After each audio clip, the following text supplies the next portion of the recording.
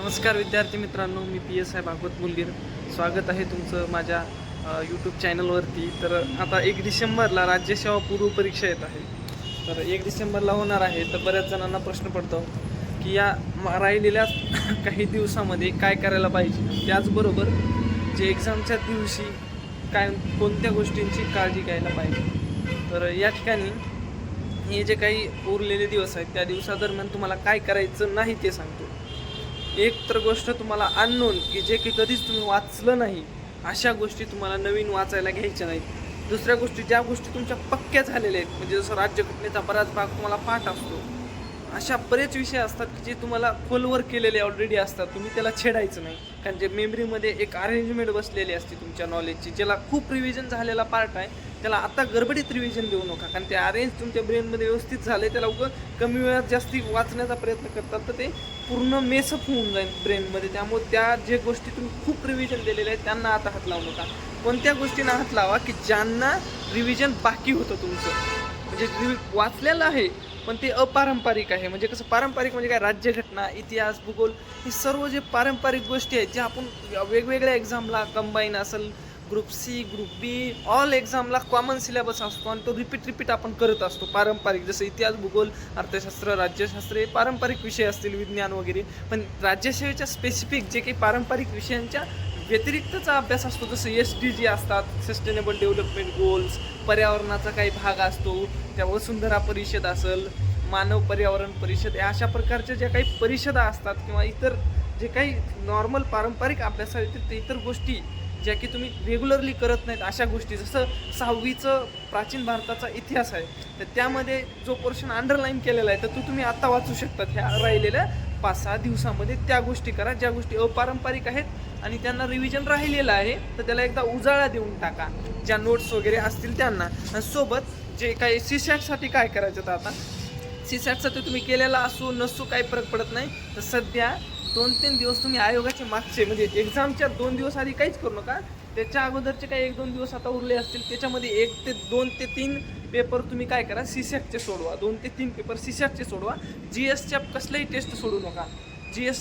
GSची कसलीही taste paper 1ची सोडवायची नाही, पण CSATची तुम्ही थोडी बहुत प्रॅक्टिस करू शकता जेणेकरून तुमचा ब्रेन ॲक्टिव्ह राहील, चुका होणार नाही, टाईम मॅनेजमेंट होईल. आता हे झालं काय एक्झामच्या आधी काय करायचं ते झालं. तर एक्झामच्या आदल्या दिवशी काय करायचं सांगतो. एक्झामच्या आदल्या दिवशी तुम्ही ती काय बॉल पेन असतात ते 2 घेऊन ठेवायच्या. त्यानंतर आधार कार्डच्या 2-3 झेरॉक्स काढा. 2 लागतात पण 3 झेरॉक्स काढा. आधार कार्ड सोबत ठेवा. त्याचबरोबर पेन व्यवस्थित घ्या. पेन तुमच्या हे नसावं, म्हणजे पेन चेक करून बघा आदल्या दिवशी.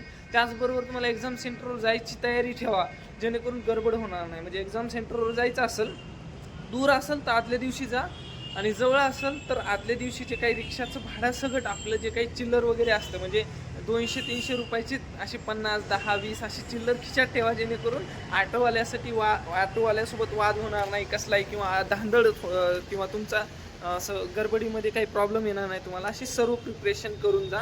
नाश्ता कशाचा करायचा तर त्या दुसऱ्या दिवशी सकाळी आदल्या दिवशी रात्री तुम्ही थोडं लवकर झोपा आणि दुसऱ्या दिवशी उठल्यानंतर नाश्ता काय करायचा. नाश्त्यामध्ये तुम्ही पोहे वगैरे खायचे नाही तर काय खाऊ शकतात तुम्ही, एक फ्रूट्स वगैरे, शेप वगैरे खाऊ शकता. शेप वगैरे खाऊ शकतात तुम्ही, पण पोहे खाऊ नका. पोह्यामुळं थोडं पोट जड पडतंय.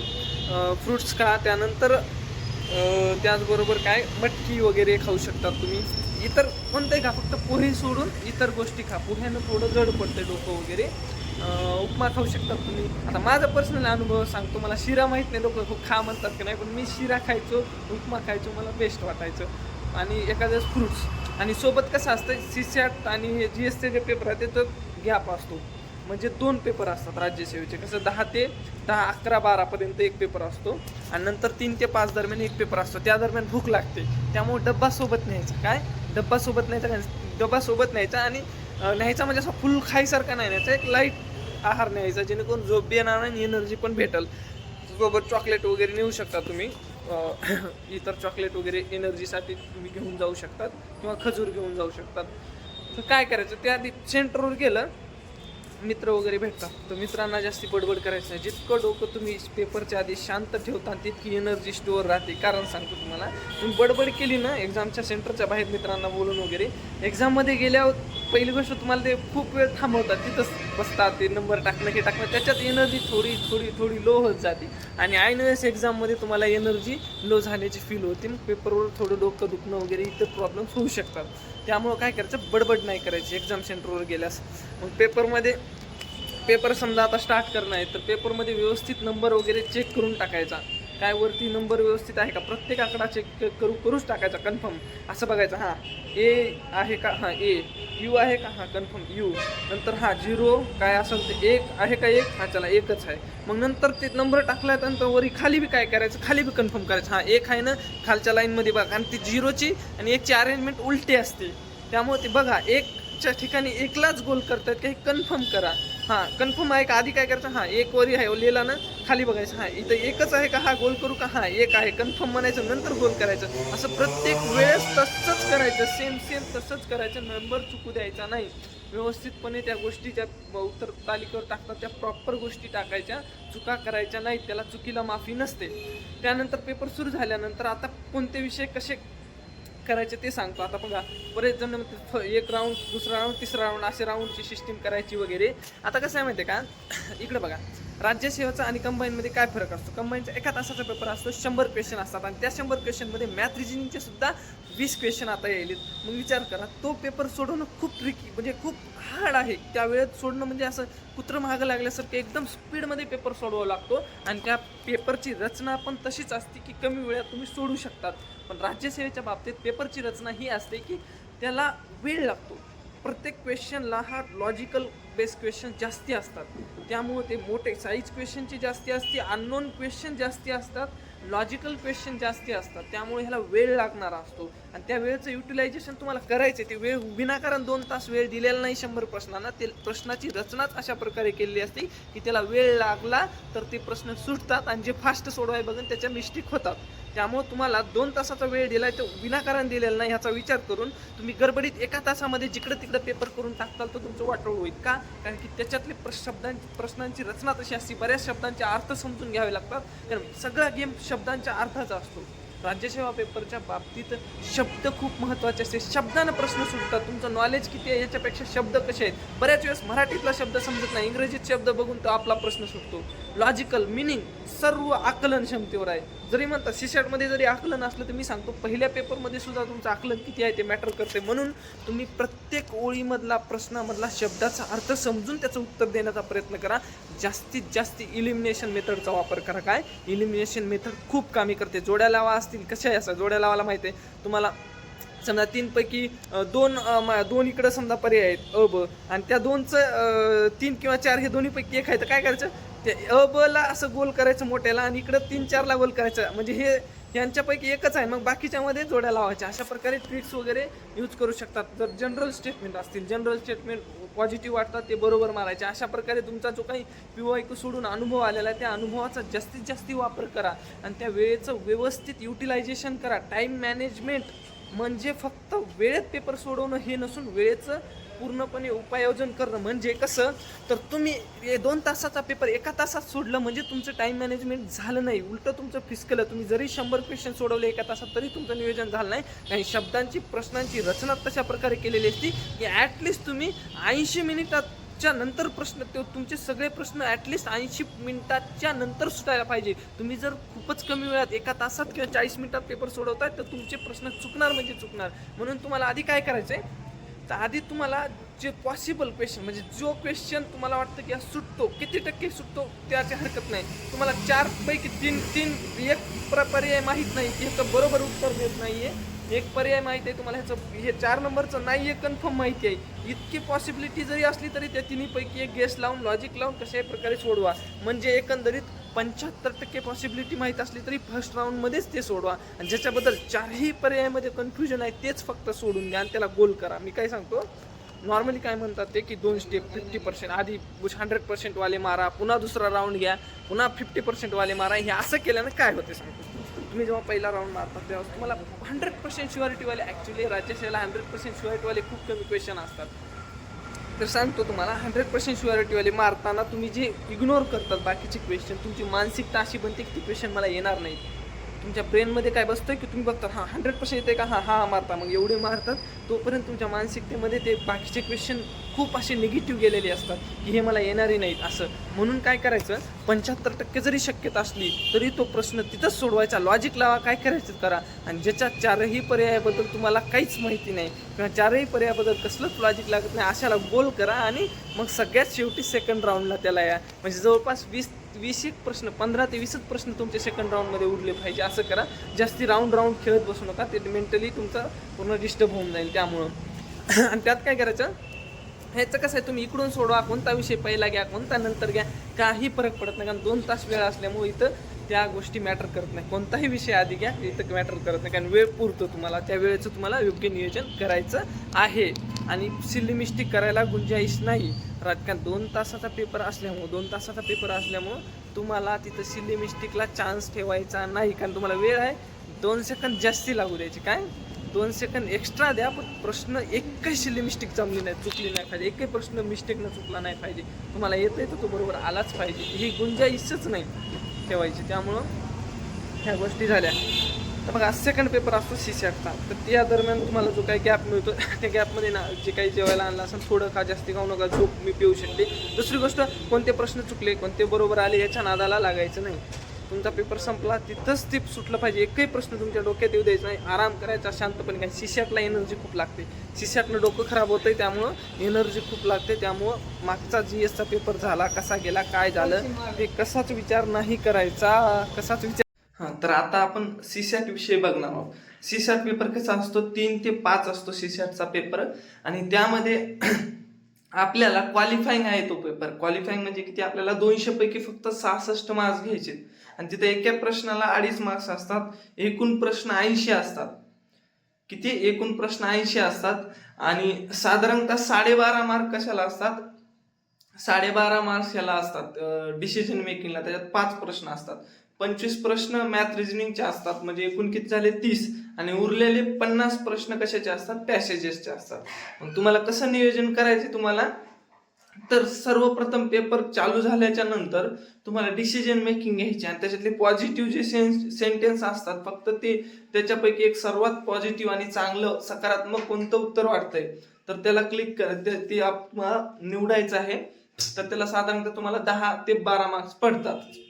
तर त्यामध्ये कसं, ते 10 मार्क तुमचे फिक्स होतात. कारण तुम्हाला खूप जास्ती मार्क्स नाही घ्यायचे, तुम्हाला साधारण 66 मार्क्स घ्यायचे, तर 80च्या खाली कोणीच येणार नाही. तर काय करायचं, त्यासाठी काय करायचं, डिसिजन मेकिंग सोडवायचे, ते 10 फिक्स झाले. मग उरलेल्या ह्याच्यात तुम्हाला किती घ्यायचे, फक्त 56 मार्क्स घ्यायचे. ते 66 पाहिजे तर 56च मार्क्स घ्यायचे उरलेल्या किती मार्क पैकी जे काय असतील त्याच्यापैकी. तर बघा किती घ्यायचे, 56. म्हणजे एकंदरीत 200 पैकी आपले हे सेक्युअर केले आपण डिसिजन मेकिंगचे 10. मग उरले किती, 56 मार्क्स फक्त. ह्या 56 मार्क्स मध्ये आपल्याला साधारणतः जे मॅथ रिजनिंग आहे त्याचे सोपे मॅथ रिजनिंगचे सोपे असे तुम्ही समजा 15 सोडवले. 25 पैकी 10 सोडून दिले आणि 15 सोडवले. 15 जे की वेळ बी जास्ती खाणार नाहीत, हे होणार नाही. तर 15 याचे किती होतात माहितीये का, तर 15 जर तुमचे आले तर 2.5 न लावले, 15 जाऊ द्या 14चे उद्या किती, 14 दोन्ही 28. तर किती, 14 दोन्ही 28 प्लस त्याच्यामध्ये 7 घाला अजून, 14 दोन्ही 28 प्लस 7 किती, 28 आणि 29 30 आणि 35, तर 35. तर या ठिकाणी 35 व्हायलेत मार्क्स, किती, हे 35. मग आता उरले किती, अच्छा 56 साठी हे किती, माझं मॅथ पण तेवढं भारी नाही, तर 35 45 55 म्हणजे 20 आणि 21, तर 21 उरले. आणि पॅसेजेस मध्ये तर तुम्हाला मग बाकी थोडं बहुत ब्रिज सोडवलं तरी पॅसेजेस मध्ये येऊन जातात तुम्हाला. 2-3 पॅसेज सोपे कसे बी येतात. आणि पॅसेज सोपे कसे बघायचे माहितीये का, सोपे पॅसेज म्हणजे कसे, पॅसेज मोठे जे असतात ते सोपे असतात. आणि त्यामध्ये आधी प्रश्नाकडे जायचा, प्रश्नाकडे गेल्यानंतर काय करायचं, व्हॉट वगैरे असे जे काही फॅक्च्युअल प्रश्न विचारले असतात, म्हणजे कोण, कधी, म्हणजे फॅक्ट विचारलेले असतात. आणि पॅसेज मोठा असतो तो एकदम सोपा असतो पॅसेज. पॉलिटीचा असेल, पॉलिटी वगैरेचा पेपर असेल, पॅसेज असेल, किंवा तुमचं सायन्स खूप चांगला आहे आणि सायन्सचा पॅसेज दिसला मग सोडवा. तुमचं सायन्स खूप हार्ड आहे, सायन्सचा दिसला सायन्सचा सोडून द्या, सोडू नका. तर अशा प्रकारे सोपे पॅसेजेस बघा आणि सोपे सोडवा. टेन्शन घ्यायचीच गरज नाही. मी ह्या पेपरला सांगतोच बी तेवढं सिरियसली काय सांगणार. तुम्हाला काय करायचंय की ह्याच्यात बॅलन्स ठेवायचंय. पहिली गोष्ट तर तुम्हाला काय सोडवायचंय, डिसिजन मेकिंग 100% सोडवायचे. म्हणजे ते आधी घ्यायचं हातात आणि ते सोडून टाकायचं. कारण ते डिसिजन मेकिंगचे फिक्स आहेत, निगेटिव्ह मार्किंग नसते त्याला, त्यामुळे ते सोडवायचे. त्याच्यामध्ये 12.5 मार्क्स आहेत, पैकीच्या पैकी पडले तर टेन्शनच नाही. आणि मग मॅथ, रिझनिंग आणि पॅसेज ह्याच्यामध्ये बॅलन्स करायचे. तुम्हाला ॲव्हरेज मार्क्स घ्यायचे. किती बॅलन्स करायचं. किती पण येऊ द्या, तुम्हाला नाही म्हणलं पॅसेजचे 5-5चे पॅसेज असतात समजा, थोडे बहुत समजा त्याच्यामध्ये 20 आले तर बघा 20 2 40 20 60 मार्क तर इथंच होऊन झाले. तर नाही सॉरी, 20 जर समजा आले तर 20 2 40 आणि ते 10 म्हणजे किती 50 मार्क इथे यायले. मग काय राहिलेच काय मग तुम्हाला. तर मग तिकडे मॅथ रिजनिंगची गरज पडत नाही. त्यामुळे पण कसं करा, सेफ्टीसाठी काय करायचं माहिती आहे का, सेफ्टीसाठी बॅलन्स ठेवायचं. डिसिजन मेकिंग सोडून टाकायची पूर्ण आणि मॅथ, रिजनिंग आणि पॅसेजेस मधल्या सोप्या गोष्टी सोडवल्या तरी तुम्हाला मिळतात. पण तुम्ही काय करू नका, जर तुम्हाला समजा मॅथ, रिजनिंग जमतच नाही, चक्कच जमत नाही, तरी तुम्ही 2-3 सोपे सोडवले ना अवघडच्या मागं लागत राहत, वेळ गेला, जम्बलिंग झाली, इकडे पॅसेजेसचे वरचं खाली झालं गडबडीत. मी असं होऊ देऊ नका. मी काय सांगतो, तुम्ही सेफ्टीमध्ये खेळा आरामात. नवीन विद्यार्थी जरी असला त्यानं जर सेफ्टीमध्ये म्हणजे मॅथ, रिजनिंगचे सोपे आणि पॅसेजेस सोपे व्यवस्थितपणे सोडवलं, तुम्हाला जास्ती मार्क्स घ्यायच्या नादाला लागू नका बिलकुल. पॅसेज सोपे सोडवा, त्याचे एक्झॅक्ट आन्सर तुम्हाला बरोबर लिहिण्याचा प्रयत्न करा. मॅथ, रिजनिंग मध्ये पण विनाकारण जास्ती सोडवण्याच्या नादात सोपे चुकू नका आणि डिसिजन मेकिंग बिलकुल सोडू नका. हे जर केलं तर तुम्हाला आरामात, नवीन विद्यार्थी ज्याला काही मागे येत नाही तरी तो कितीही नवीन विद्यार्थी असतो, इव्हन 12वी झालेल्या विद्यार्थ्याला जरी तिथं जाऊन बसवलं आणि त्याला जर बॅलन्स करायला सांगितलं की मॅथ, रिजनिंगचे तुला जे जमते सोडव, त्याच्यानंतर जे काही पॅसेजेस आहेत जे जमते ते सोडून डिसिजन मेकिंगचे सर्व सोडून टाक, तरी त्याला आरामात 75 ते 80 मार्क्स पडतातच. त्यामुळे ह्याला काय करायचं नाही की एकच मॅथ, रिजनिंग घेतले त्याच्यातले अवघड सोडवत राहिलात आणि पुन्हा वेळ उरला नाही म्हणून पॅसेजेस कडे गेलात, पॅसेज दन 4-5 सोडवले आणि त्याचे सिरीज मारताना वरचं खाली झालं क्वालिफाईंग बी होत नाही. तसं जर चूक झाली तर तुम्हाला फक्त सेफ झोन मध्ये खेळायचं, जास्त रिस्क घ्यायची नाहीये. सर्वांमध्ये बॅलन्स ठेवायचं. म्हणजे पॅसेज सोपे सोडवणं, मॅथ, रिजनिंग सोपी सोडवणं, डिसिजन मेकिंग सर्व सोडवणं झालं, तुम्हाला आरामात 75+ किती विद्यार्थी येतात. त्यामुळं अशा प्रकारे पेपर सोडा, पॉझिटिव्ह राहा. कधी कसं वाटतं माहिती आहे का, आपल्याला होतच नाही. आता 2021ला मला वाटत होतं मला होतच नाही, 228 कट ऑफ लागला आणि 270 मला मार्क होते, 270+ मार्क्स होते. त्यामुळं मला तर वाटलंच नव्हतं माझी निघत या पूर्व परीक्षा. त्याच्यानंतर 2022ला तसंच झालं.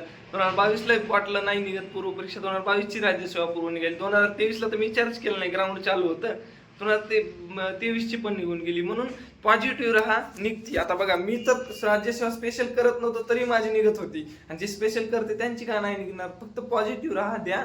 आणि त्याचबरोबर आपले नवीन व्हिडिओज टाकत राहतो मी. म्हणजे आता पेपर झाल्यानंतर आन्सर की वगैरे बऱ्याच गोष्टी टाकल मी, आणि तुम्हाला मेन्स विषयी माहिती देईल. तर तुम्ही ह्या आपल्या चॅनलला नक्की सबस्क्राईब करा आणि व्हिडिओ शेअर करा. धन्यवाद.